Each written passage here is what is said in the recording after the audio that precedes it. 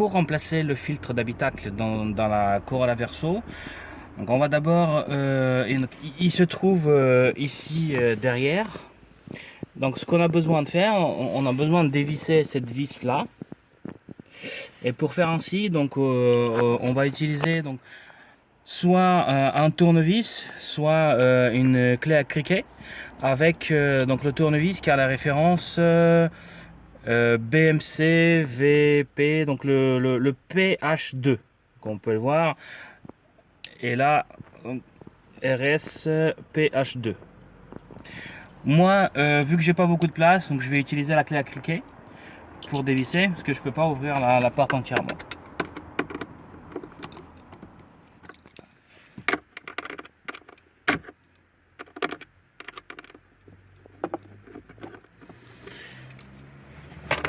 Ensuite, ça se dévisse, comme c'est des vis dans du plastique, donc ça se dévisse facilement.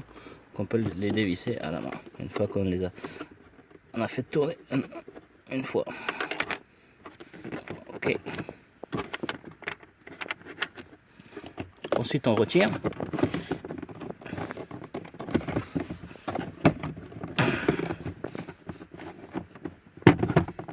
Et donc, ce que moi j'ai fait, j'ai appuyé ici, doucement, ça s'est sorti. Voilà. Donc maintenant, le filtre d'habitacle, il se trouve ici à l'intérieur. Donc vous avez côté gauche, on va mettre un peu de lumière.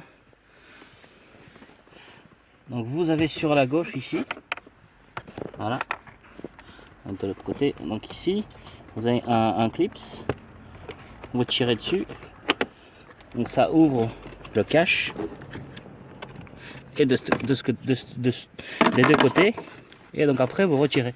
Donc c'est ça le filtre d'habitacle. Donc comme vous pouvez le voir, il est très gris. Donc si vous avez des odeurs, des mauvaises odeurs dans la voiture, donc il faut penser toujours à remplacer le filtre d'habitacle.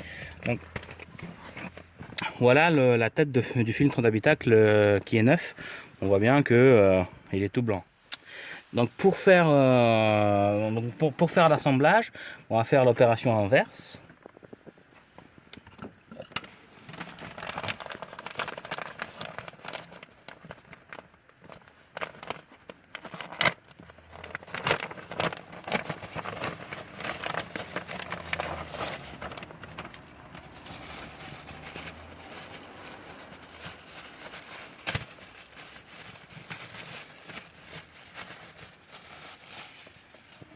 Donc souvent on va avoir des marquages sur les filtres s'il y a une différence pour la partie haute ou pas. Donc celui-ci il a un marquage. Donc la partie haute, il faut qu'elle soit en haut comme ça. Et maintenant donc, on va venir l'insérer. Et donc on le pousse jusqu'à la fin. Une fois qu'il est bien fixé, donc on va remettre après derrière on va mettre un peu de lumière. On va remettre le cache. Donc, comme vous pouvez le voir ici, vous avez les petites dents, donc il faut faire attention à bien les mettre en dessous. Et on pousse jusqu'à ce que ça fasse le clic. Pour remettre le tiroir, donc on va d'abord positionner ces petits pieds là qui se trouvent ici, et ensuite ceux-là. Donc d'abord côté gauche. Parce que sinon après quand on va refermer, on va avoir moins de visibilité sur le côté là-bas, et ici on pourra vérifier mieux. Donc comme vous pouvez voir ici les traces, donc il a déjà été retiré de cette manière là. Donc pour le remettre, on pousse et c'est bon. Donc là il est bien fixé.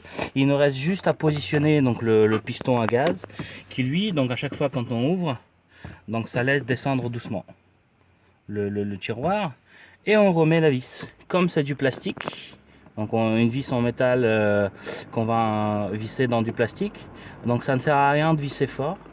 Donc on visse d'abord avec la main. Ok. Et on vient juste serrer un tout petit coup. On modifie l'ordre. Donc là c'est pour serrer dans le sens des aiguilles d'une montre. et on serre juste un millimètre, un ch'touille. Et c'est bon.